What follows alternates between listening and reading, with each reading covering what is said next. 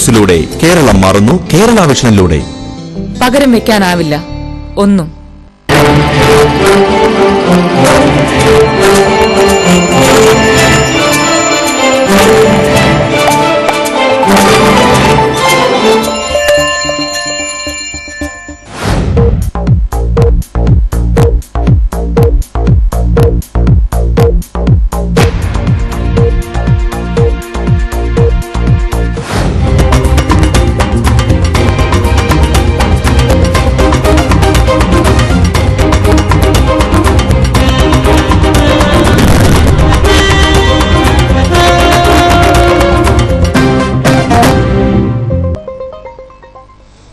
നമസ്കാരം. ഇടുക്കിനെറ്റ് വാർത്താ സംപ്രേഷണത്തിലേക്ക് മാന്യ പ്രേക്ഷകർക്ക് ഹൃദ്യമായ സ്വാഗതം. ഇടുക്കിനെറ്റ് ന്യൂസ് ലൈവ്. ഇടുക്കിനെറ്റ് ന്യൂസ് ലൈവ് നിങ്ങൾക്കായി അവതരിപ്പിക്കുന്നത് ജ്വല്ലറി, കോട്ടയംകട, തൊടുപുഴ, കട്ടപ്പന, അടിമാലി, നെടുങ്കണ്ടം. ഇന്നത്തെ പ്രധാന വാർത്തകളിലേക്ക്. ന്യൂസ് ഹെഡ്ലൈൻ നിങ്ങൾക്കായി സമർപ്പിക്കുന്നത് ജ്വല്ലറി, കോട്ടയംകട, തൊടുപുഴ, കട്ടപ്പന, അടിമാലി, നെടുങ്കണ്ടം. അടിമാലി കൂട്ടക്കൊലപാതക കേസിൽ ആയുധം വാങ്ങിയ ആളിന്റെ രേഖാചിത്രവും പോലീസ് പുറത്തുവിട്ടു. കമ്പനി ലോഗോ പതിച്ച പഴം മുറിക്കുന്ന പുതിയ കത്തി പോലീസ് ലോഡ്ജ് മുറിയിൽ നിന്നും കണ്ടെത്തിയിരുന്നു. ഇതോടെ കൊലപാതകത്തിന് പിന്നിൽ അന്യസംസ്ഥാനക്കാരാണെന്ന സംശയം ബലപ്പെടുകയാണ്. മുല്ലപ്പെരിയാർ അണക്കെട്ടിലെ ജലനിരപ്പ് താഴുന്നു. 28-ാം തീയതി മുതൽ തമിഴ്നാടിന്റെ ലോവർ ക്യാമ്പ് പവർ ഹൌസിലെ വൈദ്യുതോൽപാദനം നിർത്തിവെക്കും. തേക്കടി ബോട്ട് ലാൻഡിംഗ് മാറ്റുവാനും നടപടി. ഇടുക്കി ജില്ലയുടെ 35ാമത് ഭരണസാരഥിയായി വി രതീശൻ ചുമതലയേൽക്കും. നിലവിൽ കൺസ്യൂമർ ഫെഡ് MD ആണ് വി രതീശൻ. വാഗമണ്ണിൽ 20 ഏക്കർ സർക്കാർ ഭൂമിയിലെ അനധികൃത കയ്യേറ്റങ്ങൾ ഒഴിപ്പിച്ചു. സ്വകാര്യ വ്യക്തികൾ കയ്യേറി അതിർത്തി സ്ഥാപിച്ച മുള്ളുവേലികളും ഗേറ്റ്, ഷെഡ് എന്നിവയും റവന്യൂ വകുപ്പ് അധികൃതർ പൊളിച്ചു നീക്കി. കട്ടപ്പന സർവീസ് സഹകരണ ബാങ്ക് 60ന്റെ നിറവിൽ. 60ാം വാർഷികാഘോഷങ്ങൾ മുഖ്യമന്ത്രി ഉമ്മൻചാണ്ടി ഉദ്ഘാടനം ചെയ്യുമെന്ന് ബാങ്ക് പ്രസിഡന്റ് ജോയ് വെട്ടിക്കുഴി. വിശദമായ വാർത്തകളിലേക്ക്. അടിമാലി കൂട്ടക്കൊലപാതക കേസിൽ ആയുധം വാങ്ങിയ ആളിന്റെ രേഖാചിത്രവും പോലീസ് പുറത്തുവിട്ടു. കമ്പനി ലോഗോ പതിച്ച പഴം മുറിക്കുന്ന പുതിയ കത്തി പോലീസ് ലോഡ്ജ് മുറിയിൽ നിന്നും കണ്ടെത്തിയിരുന്നു. ഇതോടെ കൊലപാതകത്തിന് പിന്നിൽ അന്യസംസ്ഥാനക്കാരാണെന്ന സംശയം ബലപ്പെടുകയാണ്. അടിമാലി ലോഡ്ജിലെ കൊലപാതകം പ്രതികൾക്കായുള്ള തെരച്ചിൽ പോലീസ് ഊർജിതമാക്കിയിട്ടുണ്ട്. CCTVയിൽ പതിഞ്ഞത് പ്രതികളുടെ തന്നെ ദൃശ്യങ്ങളാണെന്നാണ് പോലീസിന്റെ നിഗമനം. പ്രതികളെന്ന് സംശയിക്കുന്നവരിൽ ഒരാളുടെ കൂടി രേഖാചിത്രം പോലീസ് പുറത്തുവിട്ടു. സംഭവ ദിവസം ലോഡ്ജിന് സമീപത്തെ കടയിൽ നിന്നും ഒരാൾ കത്തി വാങ്ങിയിരുന്നു. ഈ കത്തി പോലീസ് സംഭവ ദിവസം മണലിക്കുടി നാച്ചി മരിച്ചു കിടന്ന മുറിയിൽ നിന്നും കണ്ടെത്തിയിരുന്നു. ഇതിനെ തുടർന്ന് അന്വേഷണ സംഘം നടത്തിയ തെരച്ചിലിൽ കത്തി വാങ്ങിയ കട അന്വേഷണ സംഘം കണ്ടെത്തുകയും കടയുടെ ഉടമ പറഞ്ഞ വിവരങ്ങളുടെ അടിസ്ഥാനത്തിൽ രേഖാചിത്രം തയ്യാറാക്കുകയുമാണ് അന്വേഷണ സംഘം ചെയ്തത്. എന്നാൽ രേഖാചിത്രത്തിൽ കാണുന്ന ആൾ ഏകദേശം 1 വർഷം മുൻപ് കമ്പിളി വിൽക്കുന്നതിനായി എത്തി ഈ ലോഡ്ജിൽ മുറിയെടുത്ത് താമസിച്ചിരുന്നതായും സ്ഥിരീകരിച്ചിട്ടുണ്ട്. സംഭവ ദിവസം ലോഡ്ജിൽ താമസിച്ചിരുന്നവരെ അടക്കം 500-ലധികം ആളുകളെ ചോദ്യം ചെയ്യുകയും നിരവധി ഫോൺ കോളുകൾ പരിശോധിക്കുകയും ചെയ്തുവരുന്നു. ആപ്പിൾ മുറിക്കാനെന്ന വ്യാജേനയാണ് ഇയാൾ കടയിൽ നിന്നും കത്തി വാങ്ങിയിരിക്കുന്നത്. തുടർന്ന് ഹിന്ദി മാത്രം സംസാരിക്കുന്ന ഇയാൾ ലോഡ്ജിനുള്ളിലേക്ക് കയറിപ്പോയതായും വിവരങ്ങളുണ്ട്. പ്രദേശത്തുള്ള അന്യസംസ്ഥാന തൊഴിലാളികളുടെ വിവരങ്ങളും പോലീസ് ശേഖരിക്കുന്നുണ്ട്. പ്രതികളെ ഉടൻ പിടികൂടുമെന്നാണ് സൂചന. മുല്ലപ്പെരിയാർ അണക്കെട്ടിലെ ജലനിരപ്പ് താഴുകയാണ്. 28-ാം തീയതി മുതൽ തമിഴ്നാടിന്റെ ലോവർ ക്യാമ്പ് പവർ ഹൌസിലെ വൈദ്യുതോൽപാദനം നിർത്തിവെക്കും. തേക്കടി ബോട്ട് ലാൻഡിംഗ് മാറ്റുവാനും നടപടി. വേനൽ ശക്തമായതോടുകൂടി മുല്ലപ്പെരിയാർ അണക്കെട്ടിലെ ജലനിരപ്പ് അനുദിനം താഴ്ന്നുകൊണ്ടിരിക്കുകയാണ്. 1979 ശേഷം മുല്ലപ്പെരിയാർ അണക്കെട്ടിൽ ഏറ്റവും കൂടുതൽ ജലം സംഭരിക്കപ്പെട്ടത് ഈ വർഷമാണ്. എങ്കിലും വേനൽക്കാലം ശക്തമാകുന്നതിന് മുൻപ് തന്നെ വെള്ളം താഴ്ന്നു കഴിഞ്ഞു. തമിഴ്നാട്ടിലെ കർഷകരെയാണ് ഇത് ഏറെയും ആശങ്കയിലാക്കിയിരിക്കുന്നത്. ജലനിരപ്പ് 142 അടിയായി ഉയർന്നതിന്റെ ആഹ്ലാദത്തിൽ തേനി ജില്ലയിലെ 40,000 ഏക്കറോളം സ്ഥലത്ത് 2ാം നെൽകൃഷി ചെയ്ത കർഷകരാണ് ഇപ്പോൾ പ്രതിസന്ധിയിലായിരിക്കുന്നത്. ജലനിരപ്പ് 109 അടിയിലേക്ക് എത്തുമ്പോൾ തേക്കടിയിൽ നിലവിലുള്ള ബോട്ട് ലാൻഡിൽ 1 കിലോമീറ്ററോളം മാറ്റം വേണ്ടിവരും. തടാകത്തിലെ മരക്കുറ്റികൾ സുഗമമായ ബോട്ടിംഗിന് തടസ്സമാകുമെന്നതിനാലാണ് ബോട്ട് ലാൻഡിംഗ് മാറ്റുക. ജലനിരപ്പ് വീണ്ടും വളരെയേറെ കുറയുകയാണെങ്കിൽ ബോട്ടിംഗ് നിർത്തിവെക്കേണ്ട സാഹചര്യവും സംജാതമാകും.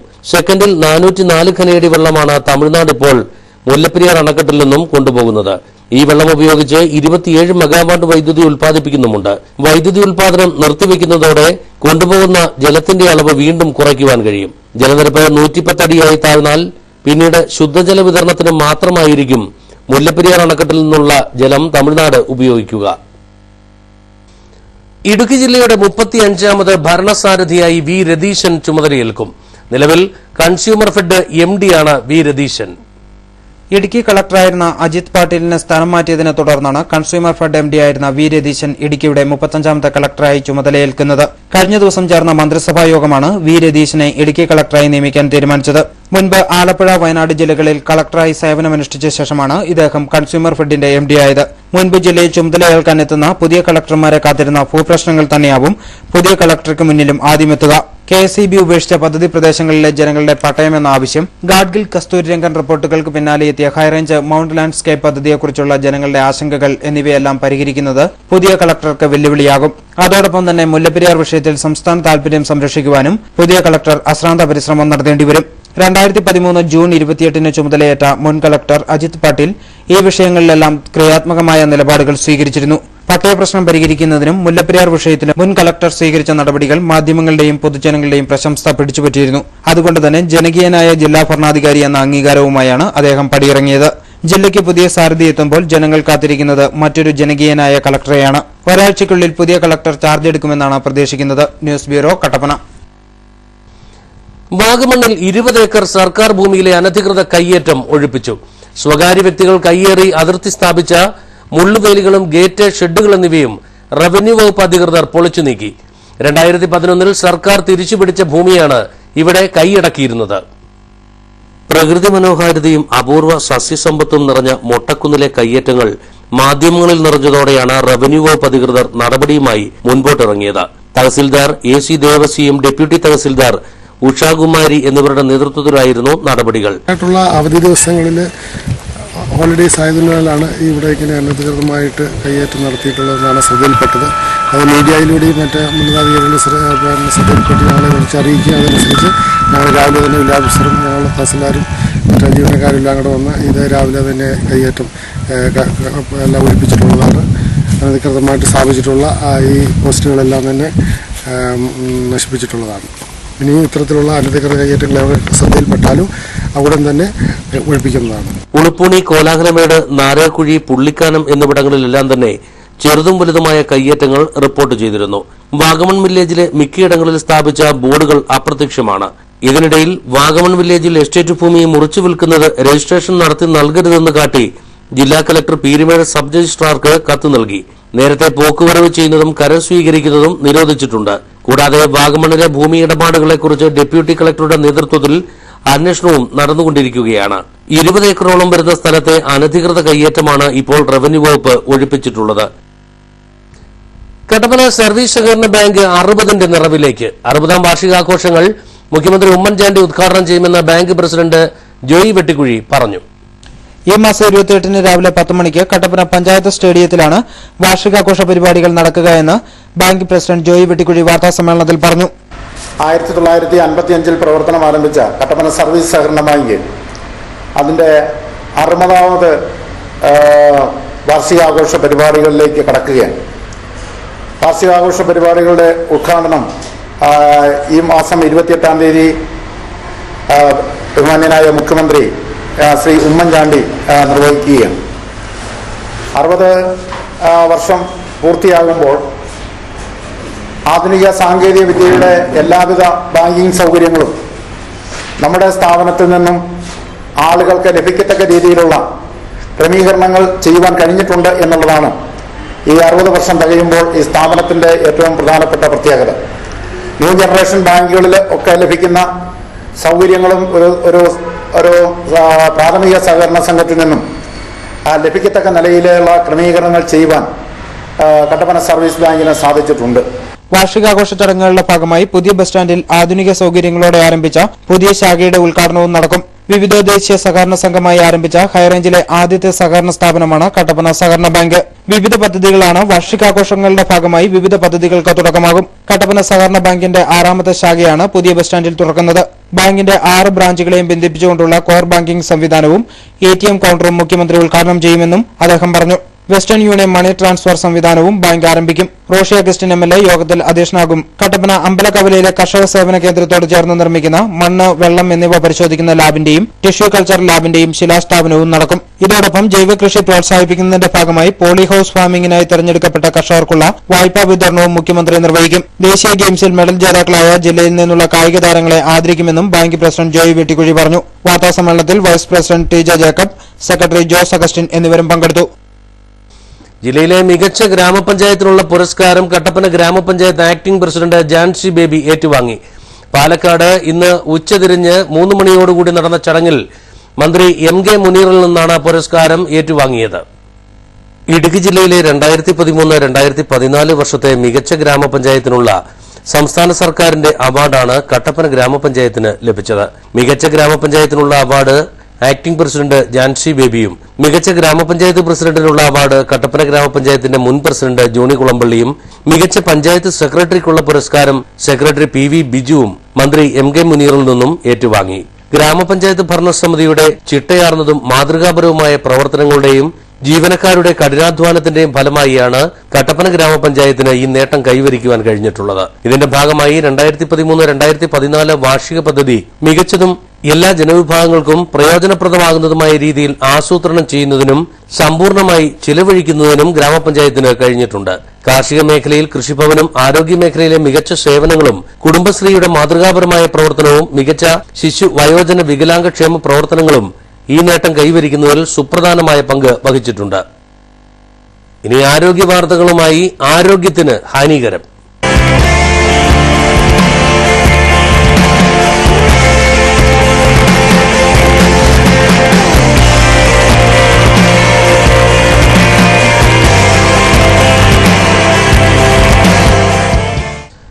പള്ളിവാസൽ പഞ്ചായത്തിലെ 2ാം മൈൽ മേഖലയിൽ ജനങ്ങൾ കുടിവെള്ളത്തിനായി ഉപയോഗിക്കുന്നത് മലിനജലം. പുഴുക്കൾ ഉടലെടുത്ത വെള്ളം ഉപയോഗിക്കുന്നത് മൂലം പകർച്ചവ്യാധികളും ഇവിടെ വ്യാപകമാവുകയാണ്. പള്ളിവാസൽ പഞ്ചായത്തിൽ 2ാം മൈൽ പാറപ്പുറത്താണ് 8ഓളം വരുന്ന കുടുംബങ്ങൾക്ക് വൃത്തിഹീനമായ കുടിവെള്ളം ഉപയോഗിക്കേണ്ടി വരുന്നത്. 10 വർഷങ്ങൾക്ക് മുൻപ് അടിമാലി ബ്ലോക്ക് പഞ്ചായത്തിന്റെ ഫണ്ട് ഉപയോഗിച്ച് ചെക്ക് ഡാം നിർമ്മിച്ചു. എന്നാൽ 5 വർഷങ്ങൾക്ക് ശേഷമാണ് പ്രദേശത്തെ കുടുംബങ്ങൾക്കായി ചെക്ക് ഡാമിൽ നിന്നും കുടിവെള്ള പദ്ധതി ആരംഭിച്ചത്. എന്നാൽ പദ്ധതി ആരംഭിച്ച സമയത്ത് ചെക്ക് ഡാം വൃത്തിയാക്കിയതല്ലാതെ ഇതിനുശേഷം ആരും ഇങ്ങോട്ട് തിരിഞ്ഞു നോക്കിയിട്ടില്ല. വൃത്തിഹീനമായ ചെക്ക് ഡാമിലെ വെള്ളത്തിനുള്ളിൽ പുഴുക്കൾ ഉണ്ടായിരിക്കുകയാണ്. ഈ വെള്ളമാണ് ഇവിടെയുള്ള കുടുംബങ്ങൾക്ക് ഏക ആശ്രയം. ഇതാണ് ഞങ്ങൾ കുടിക്കുന്ന വെള്ളം. കണ്ടമാനം ഇഷ്ടംപോലെ പുഴുവും അഴുക്കും ഒക്കെ വന്ന് ഇഷ്ടംപോലെ ഞങ്ങൾക്ക് എൻ്റെ കൊച്ചിനെ എനിക്ക് ഇവിടെ ഒരു ചൊറിച്ചും പൊട്ടി ആശുപത്രിയിൽ പോയി ഞങ്ങൾ മരുന്ന് മേടിച്ച് ചിതിരത്തുനിന്ന് ഈ കാട്ടിൽ ഈ ഏലത്തിനടിക്കുന്ന വിഷമെല്ലാം ഒഴുകി ഇതിനകത്തേക്കാണോ എന്ന് ചേർന്ന് അതാണ് ഞങ്ങൾ കുടിക്കുന്നതും. അത് തടഞ്ഞപ്പോൾ ഒരിക്കൽ വഴക്കുണ്ടാവുകയൊക്കെ ചെയ്തു. അധികാരികളോട് ചെന്ന് ആവശ്യപ്പെട്ടു. അവരൊന്നും ഇതിനകത്ത് ഒരു മേൽനടപടി എടുക്കുകയോ യാതൊരു തീരുമാനം ഉണ്ടായിട്ടില്ല. ഇനിയെങ്കിലും ഞങ്ങൾക്ക് ഇതൊരു തീരുമാനം ഉണ്ടാക്കി തരാനായിട്ടാണ് ഞങ്ങൾ ആവശ്യപ്പെടുന്നത്. എന്നാൽ നിരവധി തവണ അധികൃതർക്ക് അപേക്ഷകൾ നൽകിയെങ്കിലും കുടിവെള്ളക്ഷാമത്തിന് യാതൊരു പരിഹാരവുമായിട്ടില്ലെന്നും പ്രദേശവാസികൾ പറയുന്നു.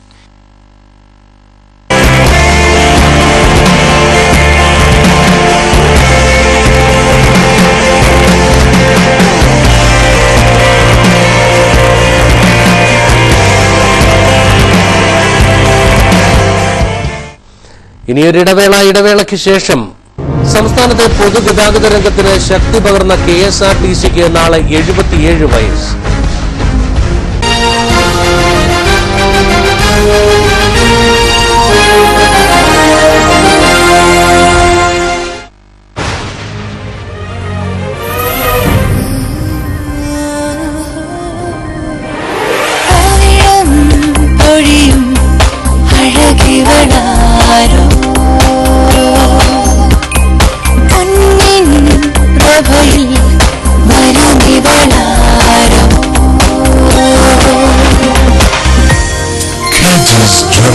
കോട്ടയംകട, തൊടുപുഴ, കട്ടപ്പന, അടിമാലി, നെടുങ്കണ്ടം. ഇപ്പോൾ കിട്ടിയ വാർത്ത.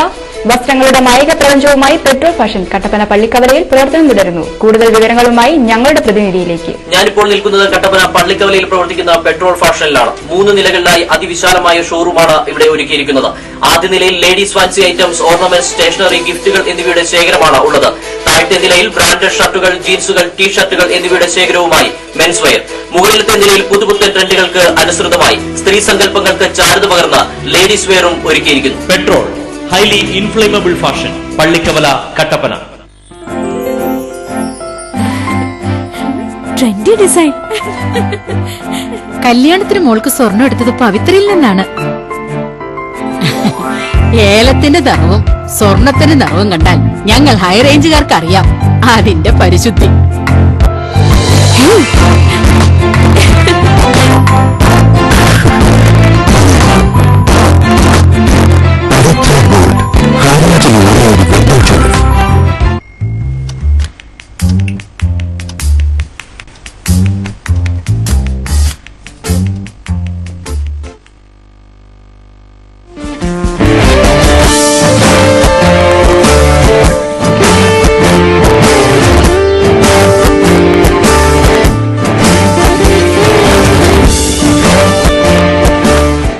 Strong furniture, index furniture.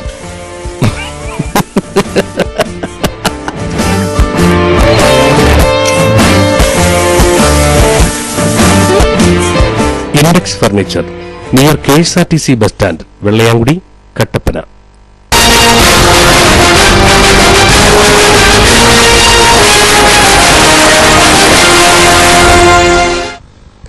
വാർത്തകൾ തുടരുന്നു. സംസ്ഥാനത്തെ പൊതുഗതാഗത രംഗത്തിന് ശക്തി പകർന്ന KSRTCക്ക് നാളെ 77 വയസ്സ്. തിരുവിതാംകൂർ രാജാവിന്റെ നേതൃത്വത്തിൽ 1938 ഫെബ്രുവരി 26 ആരംഭിച്ച സംസ്ഥാന മോട്ടോർ സർവീസാണ് ഐക്യകേരള രൂപീകരണത്തിന് ശേഷം KSRTCയായി മാറിയത്. തിരുവിതാംകൂർ രാജ്യത്തിന്റെ ഗതാഗത ആവശ്യങ്ങൾ നിറവേറ്റുന്നതിനായാണ് രാജാവിന്റെ നേതൃത്വത്തിൽ സംസ്ഥാന മോട്ടോർ സർവീസ് ആരംഭിച്ചത്. ഇതിനായി തിരുവിതാംകൂർ സ്റ്റേറ്റ് ട്രാൻസ്പോർട്ട് ഡിപ്പാർട്ട്മെന്റ് എന്ന പേരിൽ ഒരു വകുപ്പിനും രൂപം നൽകിയിരുന്നു. ഇംഗ്ലണ്ടിൽ നിന്ന് ഇറക്കുമതി ചെയ്ത കോമറ്റ് ഷാസിയിൽ പെർക്കിൻസ് ഡീസൽ എഞ്ചിൻ ഘടിപ്പിച്ച 60 ബസ്സുകളായിരുന്നു തിരുവിതാംകൂർ സംസ്ഥാന മോട്ടോർ സർവീസിനുണ്ടായിരുന്നത്. 1938 ഫെബ്രുവരി 20 ഈ ബസ്സുകളുടെ കന്നി സർവീസ് നടന്നു. ശ്രീ ചിത്ര തിരുനാൾ മഹാരാജാവാണ് ബസ് സർവീസുകൾ ഉദ്ഘാടനം ചെയ്തത്. മഹാരാജാവും രാജകുടുംബാംഗങ്ങളുമായിരുന്നു ആദ്യ സർവീസിലെ യാത്രക്കാർ. രാജകുടുംബാംഗങ്ങൾ സഞ്ചരിച്ച ബസ്സിനൊപ്പം മറ്റു 33 ബസ്സുകളും ആദ്യ യാത്രയിൽ കവടിയാർ നഗരവീതിയിൽ അണിചേർന്നു. 1950 നിലവിൽ വന്ന റോഡ് ട്രാൻസ്പോർട്ട് കോർപ്പറേഷൻ നിയമത്തിന്റെ അടിസ്ഥാനത്തിലാണ് തിരുവിതാംകൂർ സ്റ്റേറ്റ് ട്രാൻസ്പോർട്ട് ഡിപ്പാർട്ട്മെന്റിന്റെ ഉടമസ്ഥതയിലായിരുന്ന സംസ്ഥാന മോട്ടോർ സർവീസിനെ കേരള സർക്കാർ ഏറ്റെടുത്തത്. 1965 സംസ്ഥാന സർക്കാർ KSRTC നിയമങ്ങൾക്ക് രൂപം നൽകി. അതേ വർഷം മാർച്ച് 15 സ്വയംഭരണ സ്ഥാപനമായി KSRTC നിലവിൽ വന്നു. നിലവിൽ 2 ആഡംബര ബോൾബോ ബസ്സുകൾ ഉൾപ്പെടെ 4704 ബസ്സുകളാണ് KSRTCക്കുള്ളത്. അന്തർ സംസ്ഥാന സർവീസുകൾ ഉൾപ്പെടെ 4732 സർവീസുകളാണ് പ്രതിദിനം KSRTC നടത്തുന്നത്. സംസ്ഥാനത്തിനകത്തും പുറത്തുമായി 14,22,546 കിലോമീറ്റർ ദൂരമാണ് ഒരു ദിവസം KSRTC ബസ്സുകൾ താണ്ടുന്നത്. പ്രതിദിനം ശരാശരി 31.45 ലക്ഷം യാത്രക്കാർ KSRTC ബസ്സുകളെ യാത്രയ്ക്കായി ആശ്രയിക്കുന്നതായാണ് ട്രാൻസ്പോർട്ട് കോർപ്പറേഷന്റെ കണക്ക്. 29 പ്രധാന ഡിപ്പോകളും കട്ടപ്പന, കുമിളി എന്നിവ ഉൾപ്പെടെയുള്ള 43 സബ് ഡിപ്പോകളും മൂന്നാർ, മൂലമറ്റം എന്നിവ ഉൾപ്പെടെ 18 ഓപ്പറേറ്റിംഗ് ഡിപ്പോകളും വഴിയാണ് KSRTC സർവീസുകൾ നിയന്ത്രിക്കുന്നത്. സംസ്ഥാന തലസ്ഥാനമായ തിരുവനന്തപുരം തന്നെയാണ് KSRTCയുടെയും ആസ്ഥാനം. കേരളത്തിലെ ഗതാഗത മേഖലയ്ക്ക് നിസ്തുലമായ സംഭാവനകൾ നൽകിയ KSRTCയുടെ സ്ഥാപക ദിനം KSRTC ജീവനക്കാരും ഗതാഗത വകുപ്പും സംസ്ഥാന വ്യാപകമായി ബസ് ഡേയായി ആചരിക്കും. News bureau, Kattappana. വേനൽ കനക്കുന്നതോടെ കാട്ടുതീ പടരുന്നത് തടയുന്നതിനായുള്ള നടപടികൾക്ക് വനം വകുപ്പ് ഒരുങ്ങുന്നു. ആദ്യഘട്ടമെന്ന നിലയിൽ ഫയർ ലൈനുകളുടെ നിർമ്മാണം പൂർത്തീകരിച്ചു കഴിഞ്ഞു. കാട്ടുതീ മുൻവർഷത്തേക്കാൾ വ്യാപകമാകുവാനുള്ള സാധ്യതയാണ് നിലനിൽക്കുന്നത്. വനസംരക്ഷണ സമിതിക്കും വനപാലകർക്കും അഗ്നിശമന സേനയുടെ നേതൃത്വത്തിൽ തീയണയ്ക്കുന്നതിനുള്ള പ്രത്യേക പരിശീലനം നൽകിക്കഴിഞ്ഞു. കോളനികൾ കേന്ദ്രീകരിച്ചും വനാതിർത്തിയിലുള്ള വിദ്യാലയങ്ങൾ കേന്ദ്രീകരിച്ചും ബോധവൽക്കരണ ക്ലാസുകൾ നടത്തുകയും കാട്ടുതീക്ക് സാധ്യതയുള്ള പ്രദേശങ്ങളിൽ ഫയർ ഗ്യാങ്ങുകൾ രൂപീകരിച്ച് നിരീക്ഷണം നടത്തുന്നതിനുള്ള നടപടികൾ കൈക്കൊള്ളുകയും ചെയ്തിട്ടുണ്ട്. വരും മാസങ്ങളിൽ കാട്ടുതീ വ്യാപകമാകുവാൻ സാധ്യത കൂടുതലുള്ളതിനാൽ ഇത് കണക്കിലെടുത്ത് കൂടുതൽ ഫയർ ലൈൻ സ്ഥാപിക്കുമെന്നും അധികൃതർ അറിയിച്ചു കഴിഞ്ഞു. ഏറ്റവും കൂടുതൽ തീപിടുത്ത സാധ്യതയുള്ള മൂന്നാർ വൈൽഡ് ലൈഫിന്റെ കീഴിൽ 300 കിലോമീറ്റർ നീളത്തിൽ ഫയർ ലൈൻ സ്ഥാപിച്ചിട്ടുണ്ട്. എന്നാൽ സഞ്ചാരികളും നാട്ടുകാരും അശ്രദ്ധമായി വലിച്ചെറിയുന്ന തീക്കൊള്ളിയും ബീഡിയുമെല്ലാം തീപിടുത്തത്തിന് വഴിയൊരുക്കുന്നുണ്ട്. വനപാലകർക്ക് ഇത്തരക്കാരെ പിടികൂടാനാകുന്നില്ല എന്നതും യാഥാർത്ഥ്യമാണ്. പകൽ സമയങ്ങളിലെ കനത്ത ചൂടും രാത്രിയിൽ മഞ്ഞുവീഴ്ചയും മൂലം കരിഞ്ഞുണങ്ങിപ്പോയ പുല്ലും കുറ്റിച്ചെടികളും കാട്ടുതീക്ക് കാരണമാകുന്നു. പുൽമേടുകളിലെ തീയും കാട്ടുതീയും നിയന്ത്രണ വിധേയമാക്കുവാൻ അഗ്നിശമന സേനയ്ക്ക് സാധിക്കാതെ വരുന്നതും പതിവാണ്. ജില്ലയിൽ പലയിടത്തും സേനയുടെ വാഹനത്തിന് ഓടിയെത്തുവാൻ കഴിയുന്നില്ല എന്നതും വസ്തുതയാണ്. ജില്ലയിൽ സുരക്ഷയുടെ ഭാഗമായി ഫയർ വാച്ച്മാൻമാരെയും കൂടുതലായി നിയമിച്ചിട്ടുണ്ട്. മൂന്നാർ ടൌണിൽ പാലം നിർമ്മാണം പൂർത്തീകരിച്ചിട്ടും തുറന്നു കൊടുക്കുവാൻ അധികൃതർ തയ്യാറായില്ല. മന്ത്രിമാരുടെ ഡേറ്റ് കിട്ടാത്തതാണ് ഉദ്ഘാടനം വൈകുന്നതിന്റെ കാരണമെന്ന ആക്ഷേപവും ശക്തമാണ്. ഗതാഗതക്കുരുക്ക് രൂക്ഷമാകുന്ന സാഹചര്യത്തിൽ അധികൃതരുടെ അനാസ്ഥയെ തുടർന്ന് മൂന്നാറിലെ പാലം പണി പൂർത്തിയായിട്ടും തുറന്നുകൊടുക്കാൻ യാതൊരു നടപടിയും ഉണ്ടായിട്ടില്ല. പഴയ മൂന്നാറിൽ 4 വർഷം മുൻപ് പണി ആരംഭിച്ച പാലത്തിന്റെ പണിയും ടാറിങ്ങും പെയിന്റിംഗും അടക്കമുള്ള ജോലികൾ പൂർത്തിയായെങ്കിലും പാലം തുറന്നുകൊടുക്കാൻ നടപടിയില്ലാത്തത് മൂലം ഗതാഗതക്കുരുക്ക് വർദ്ധിച്ചിരിക്കുകയാണ്. ടൌണിലെ ഗതാഗതക്കുരുക്കിന് പരിഹാരം കാണുന്നതിനായി പഴയ മൂന്നാർ മുതൽ ടൌൺ വരെയുള്ള 3 പാലങ്ങളുടെ ജോലികൾ ആരംഭിച്ചത്. എന്നാൽ ബാക്കി പാലങ്ങൾ ഉദ്ഘാടനം നടത്തുന്നതിന് മുമ്പേ തുറന്നു കൊടുക്കേണ്ടി വന്നതിനാൽ പഴയ മൂന്നാറിലെ പാലം ഉദ്ഘാടനം ചെയ്യാൻ മന്ത്രിമാരുടെ ഡേറ്റ് കിട്ടാത്തതാണ് പാലം തുറക്കാൻ വൈകുന്നതെന്ന ആരോപണവും ജനങ്ങൾക്കിടയിൽ ഉയർന്നു കഴിഞ്ഞു. അടുത്ത ടൂറിസം സീസൺ ആരംഭിക്കുന്നതിന് മുൻപേ പാലം തുറന്നു കൊടുക്കണമെന്ന ആവശ്യവും ശക്തമാണ്. വാളറ വനത്തിനുള്ളിൽ ട്രെക്കിങ്ങിനിറങ്ങിയ വിനോദസഞ്ചാരികൾ അപകടത്തിൽപ്പെട്ടു. ബെൽജിയം സ്വദേശികളായ പിയറി ഡിവില്ലെ, എമറിക് കോപ്പെ എന്നിവർക്കാണ് പരിക്കേറ്റത്. പരിക്കേറ്റവരെ ആശുപത്രിയിൽ പ്രവേശിപ്പിച്ചു. അതിപ്രസിദ്ധമായ വെള്ളച്ചാട്ടമായ വാളറ വെള്ളച്ചാട്ടം കാണുന്നതിനും ചിത്രങ്ങൾ പകർത്തുന്നതിനുമായി നിരവധി വിനോദസഞ്ചാരികളാണ് ഇവിടെ എത്തുന്നത്. എന്നാൽ ഇവിടെ സുരക്ഷാ ക്രമീകരണങ്ങൾ ഒരുക്കുന്നതിൽ അധികൃതർ വൻ വീഴ്ചയാണ് വരുത്തിയിരിക്കുന്നത്. ബുധനാഴ്ച ഉച്ചയോടുകൂടിയാണ് ബെൽജിയം സ്വദേശികളായ എവറിക് കോപ്പെ, പിയറി ഡിവില്ലെ എന്നിവർക്ക് അപകടമുണ്ടായത്. വാളറ വെള്ളച്ചാട്ടത്തിന് സമീപം കാടിനുള്ളിൽ ചെറുകുളങ്ങളും തണൽ മരങ്ങളും വിനോദസഞ്ചാരികൾക്ക് കൗതുകരമായ കാര്യമാണ്. ചിത്രങ്ങൾ എടുക്കുന്നതിനായി സ്ഥലം സന്ദർശിക്കുന്നതിനിടയിലാണ് ഇവർക്ക് അപകടം സംഭവിച്ചത്. ഏകദേശം 50 അടിയിലേറെ താഴ്ചയുള്ള പാറയ്ക്ക് മുകളിൽ നിന്ന് ചിത്രം പകർത്തുന്നതിനിടയിലാണ് പിയറി ഡിവില്ലെ വീണത്. കൂടെയുണ്ടായിരുന്ന എമറിക് റോഡിൽ കയറി വന്ന് ബഹളം വെച്ചതിനെ തുടർന്ന് ഹൈവേ ജാഗ്രതാ സംരക്ഷണ സമിതിയിലെ അംഗങ്ങളും അടുത്തുള്ള സുഗന്ധദ്രവ്യ വ്യാപാര സ്ഥാപനങ്ങളിലെ ജീവനക്കാരും ഇയാളെ രക്ഷപ്പെടുത്തുകയായിരുന്നു. തുടർന്ന് ഹൈവേ പോലീസ് സംഭവസ്ഥലത്തെത്തുകയും അപകടത്തിൽ പരിക്കേറ്റവരെ ആശുപത്രിയിൽ പ്രവേശിപ്പിക്കുകയും ചെയ്തു. 300 അടി താഴ്ചയുള്ള ഒരു പാറയുടെ താഴേക്ക് ചാടി കിടക്കുകയാണ്. പുള്ളിക്കാര് മുട്ടിന്റെ താഴെ വെച്ച് ഒടിഞ്ഞ് തൂങ്ങിക്കിടക്കുകയാണ്. പിന്നെ ഞങ്ങൾ വടമൊക്കെ ഉപയോഗിച്ച് ഹൈവേ ജാഗ്രതാ സമിതി പ്രവർത്തകരും സ്പൈസസിന്റെ ഗൈഡുകൾ എല്ലാവരും കൂടി ഇവിടുത്തെ എല്ലാവരും കൂടി അദ്ദേഹത്തെ മരത്തിൽ വടം കെട്ടി താഴേന്ന് വലിച്ചു കയറ്റി ഒരു പ്രകാരത്തിൽ 300 അടി താഴ്ചയിൽ മുകളിൽ കയറ്റി റോട്ടിൽ കയറ്റി ആംബുലൻസിൽ വിളിച്ച് മുതലക്കുടത്തേക്ക് പറഞ്ഞു വിട്ടേക്കാണ്. കാല് ഒടിഞ്ഞ് തൂങ്ങിക്കിടക്കുകയാണ്. കാർഷിക വിളകളുടെ വിലത്തകർച്ചയ്ക്കിടയിലും ഹൈറേഞ്ചിലെ കർഷകർക്ക് കാപ്പി ആശ്വാസം പകരുകയാണ്. ഹൈറേഞ്ചിലെങ്ങും കാപ്പി വിളവെടുപ്പ് സജീവമായപ്പോഴും കാപ്പിക്കുരുവിന് കിലോയ്ക്ക് 125 രൂപ വില ലഭിക്കുന്നതാണ് കർഷകർക്ക് അല്പമെങ്കിലും ആശ്വാസമാകുന്നത്. സാധാരണഗതിയിൽ ഉയർന്ന വില ലഭിക്കുന്ന കാർഷിക വിളകൾക്ക് വിളവെടുപ്പാകുന്നതോടെ വൻതോതിൽ വിലയിടിയുന്നത് കുറെ കാലങ്ങളായി ഹൈറേഞ്ചിലെ കർഷകർക്ക് തിരിച്ചടിയായിരുന്നു. എന്നാൽ ഈ പതിവ് തെറ്റിച്ചുകൊണ്ടാണ് ഇത്തവണ കാപ്പി വിളവെടുപ്പ് സജീവമായിട്ടും കാപ്പിക്കുരുവിന് മെച്ചപ്പെട്ട വില നിലനിൽക്കുന്നത്. കിലോയ്ക്ക് 125 രൂപയാണ് ഇന്നത്തെ കട്ടപ്പന മാർക്കറ്റിലെ വില. എന്നാൽ മെച്ചപ്പെട്ട വില ലഭിക്കുന്നുവെങ്കിലും ഇതിന്റെ പ്രയോജനം കൂടുതൽ കർഷകർക്ക് ലഭിക്കില്ല എന്നത് ഹൈറേഞ്ച് മേഖലയ്ക്ക് തിരിച്ചടിയാണ്. ഹൈറേഞ്ച് മേഖലയിൽ വ്യാപകമായി കാപ്പി കൃഷി ചെയ്യുന്ന കർഷകർ കുറവാണ് എന്നതാണ് ഇതിന്റെ പ്രധാന കാരണം. ചെറുകിട കർഷകർ ഇടവിളയായി മാത്രമാണ് കാപ്പിച്ചെടികളെ വളർത്തുന്നത്. ഇവയാകട്ടെ വലിയ തോതിലുള്ള പരിചരണങ്ങളില്ലാതെ വളരുന്നവയുമാണ്. അതുകൊണ്ട് തന്നെ ഉൽപാദനവും കുറവായിരിക്കും. അറബി, കാവേരി, റോബസ്റ്റ, മേട്ടുകാപ്പി തുടങ്ങിയ ഇനങ്ങളാണ് പ്രധാനമായും ഹൈറേഞ്ചിൽ വിളയുന്നത്. ഇതിൽ ഉയരക്കുറവ് കൊണ്ട് അനായാസമായി വിളവെടുക്കാൻ കഴിയുന്ന അറബി കാപ്പിയാണ് വ്യാവസായികമായി ഹൈറേഞ്ചിൽ കൃഷി ചെയ്യുന്നത്. പാമ്പാടുംപാറ പോലുള്ള മേഖലകളിലാണ് വ്യാവസായിക അടിസ്ഥാനത്തിൽ കാപ്പി കൃഷി നടത്തുന്നത്. യഥാർത്ഥത്തിൽ കാപ്പിക്കുരുവിന് ഇപ്പോൾ ലഭിക്കുന്ന ഉയർന്ന വിലയുടെ ഗുണഭോക്താക്കളും ഇത്തരത്തിൽ തോട്ടമടിസ്ഥാനത്തിൽ കാപ്പി കൃഷി ചെയ്യുന്ന കർഷകരാണ്. News bureau, Kattappana. മുസ്ലിം ലീഗ് സംസ്ഥാന വ്യാപകമായി നടത്തിവരുന്ന സംഘടനാ ക്യാമ്പയിന്റെ ഭാഗമായി ദേവികുളം നിയോജകമണ്ഡലം നേതൃ ക്യാമ്പ് ഇരുമ്പുപാലത്ത് നടന്നു. ക്യാമ്പ് സംസ്ഥാന സെക്രട്ടറി TM സലീം ഉദ്ഘാടനം ചെയ്തു. മുസ്ലിം ലീഗ് സംഘടനാ ക്യാമ്പയിന്റെ ഭാഗമായി ദേവികുളം നിയോജക മണ്ഡലം നേതൃ ക്യാമ്പിന് ഇരുമ്പുപാലത്ത് തുടക്കമായി. ദേവികുളം നിയോജക മണ്ഡലം പ്രസിഡന്റ് മുഹമ്മദ് റിയാദ് അധ്യക്ഷനായിരുന്ന യോഗം സംസ്ഥാന സെക്രട്ടറി TM സലീം ഉദ്ഘാടനം ചെയ്തു. ചില രാഷ്ട്രീയത്തിൽ കാലാകാലങ്ങളായി കീഴ്വഴക്കങ്ങളായി നമ്മളെല്ലാം കണ്ടുവച്ചത് അല്പം ഗൗരവക്കാരനായിട്ടും അല്പം ജാതയോടും അല്പം ഒരു മസിൽ കുറ്റത്തോടും ഒക്കെ നിന്നാലാണ് ഒരു രാഷ്ട്രീയക്കാരനാകുകയുള്ളൂ. അതാണ് രാഷ്ട്രീയത്തിന്റെ മുഖമുദ്ര എന്ന് നമ്മൾ ധരിച്ചു വെച്ചത്. അതിന് നമ്മൾ വേറെ ഈ ഏതെങ്കിലും ഒരു പ്രത്യേക രാഷ്ട്രീയ പാർട്ടിയിലെ എല്ലാ രാഷ്ട്രീയ പാർട്ടിയും നമ്മുടെ രാജ്യത്തിന്റെ പ്രധാനമന്ത്രി തന്നെ ചായ വിൽപ്പനക്കാരൻ എന്ന മുഖം സൃഷ്ടിച്ച് അധികാരത്തിൽ വന്ന പ്രധാനമന്ത്രി തന്നെ അമേരിക്കൻ പ്രസിഡന്റിനെ സ്വീകരിക്കാൻ പോകാൻ 10 ലക്ഷം രൂപയുടെ വോട്ടിട്ടു എന്നതും രണ്ടും പാർട്ടിയായിട്ട് നമ്മുടെ രാജ്യത്തെ മാധ്യമങ്ങളാണ്. ജില്ലാ പ്രസിഡന്റ് KM ഷുക്കൂർ മുഖ്യപ്രഭാഷണം നടത്തി. മലപ്പുറം ജില്ലാ panchayat standing committee chairman Vettam Alikoya party class നയിച്ചു. യൂത്ത് ലീഗിലെ ഭാരവാഹികളായ advocate ES Moosa, KM Kaderkunju, VM Manthru, KS Siyad, AM Haneefa തുടങ്ങിയവർ യോഗത്തിൽ സംസാരിച്ചു. ഇനി സ്വർണം വെള്ളി നിരക്കുകൾ. സ്വർണം വെള്ളി നിരക്കുകൾ നിങ്ങൾക്കായി അവതരിപ്പിക്കുന്നത് പവിത്ര ഗോൾഡ് കട്ടപ്പന. സ്വർണം പവന് ഇന്ന് വിപണിയിൽ 20,240 രൂപയാണ് വില. സ്വർണം ഗ്രാമിന് 2,530 രൂപ വില രേഖപ്പെടുത്തി. വെള്ളി ഗ്രാമിന് 39 രൂപയാണ് വില. സ്വർണം വെള്ളി നിരക്കുകൾ നിങ്ങൾക്കായി അവതരിപ്പിച്ചത്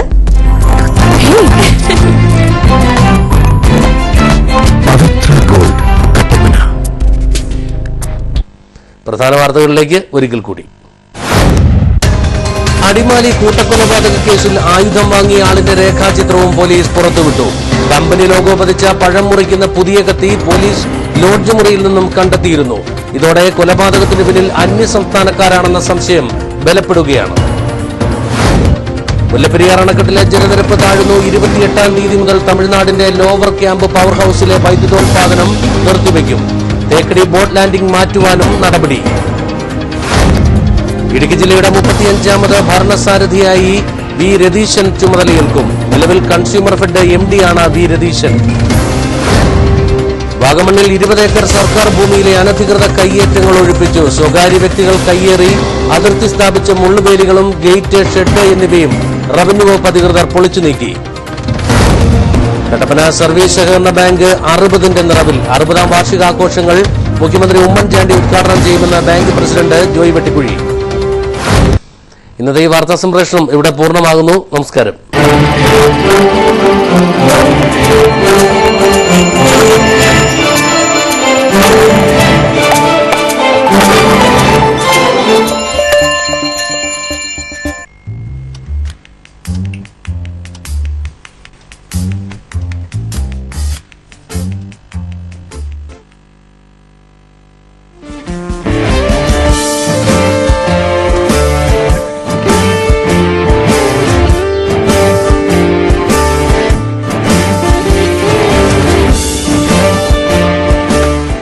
സ്ട്രോങ് ഫർണിച്ചർ, ഇൻഡെക്സ് ഫർണിച്ചർ.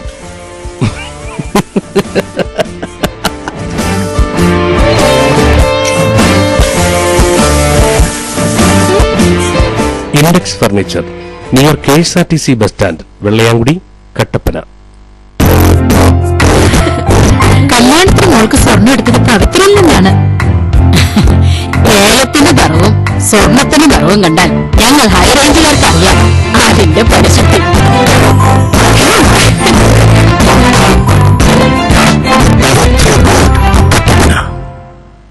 ഇപ്പോൾ കിട്ടിയ വാർത്ത. വസ്ത്രങ്ങളുടെ മായിക പ്രപഞ്ചവുമായി പെട്രോൾ ഫാഷൻ കട്ടപ്പന പള്ളിക്കവലയിൽ പ്രവർത്തനം തുടരുന്നു. കൂടുതൽ വിവരങ്ങളുമായി ഞങ്ങളുടെ പ്രതിനിധിയിലേക്ക്. ഞാനിപ്പോൾ നിൽക്കുന്നത് കട്ടപ്പന പള്ളിക്കവലയിൽ പ്രവർത്തിക്കുന്ന പെട്രോൾ ഫാഷനിലാണ്. 3 നിലകളിലായി അതിവിശാലമായ ഷോറൂമാണ് ഇവിടെ ഒരുക്കിയിരിക്കുന്നത്.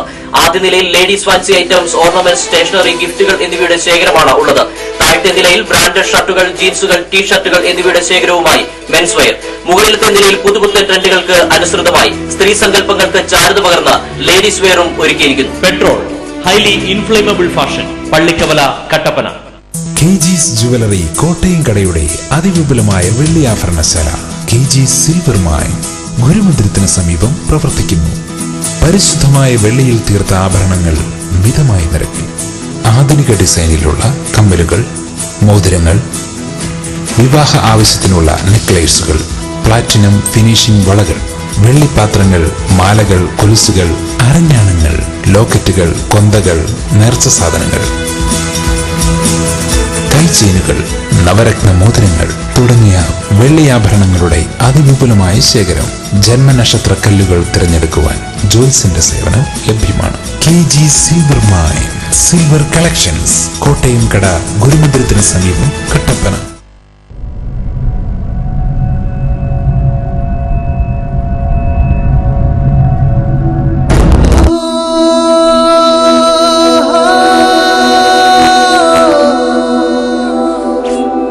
You know that thing must be 100 years old. ചന്തം കാളിന്റെ നാദം ഗോപി സംഗീതം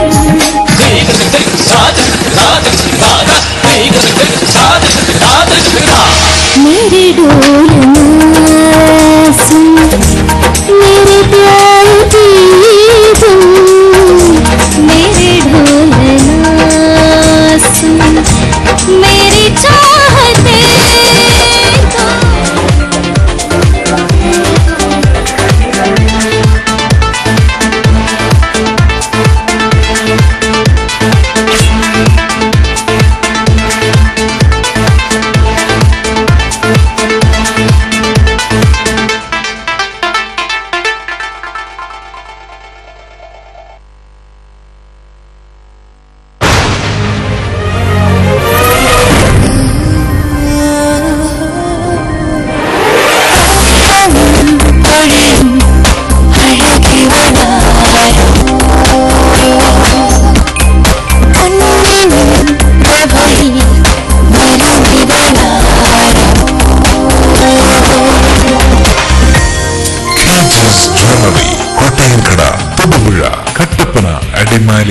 ജനം കണ്ടു.